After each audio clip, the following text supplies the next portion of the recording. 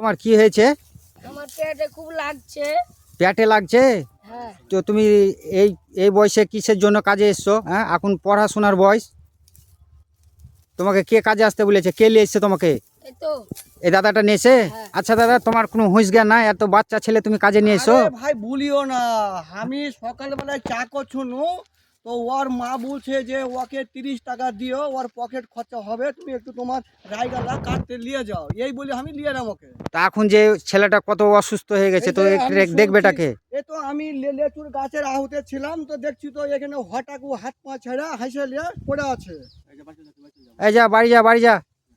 যা, সুস্থ হয়েছিস? কি আর বলবো, এসব গরিবের ছেড়ে আসতে কিন্তু থাকে। কিছু হইলে দাদাটা কি আমি তো দায়ী করব কেন? এত আমার বাচ্চা, কোনো দায় না, না, না, না, এত না। বাচ্চা ছেলে তুমি কেন কাজে নিয়ে আসবে? ওর মা বললো যে আমাকে। ঠিক আছে বন্ধুরা, এই যে অসুস্থ হয়ে গেছে, বাড়ি পাঠিয়ে দিলাম। তো ভিডিওটা একটু শেয়ার করে দিও।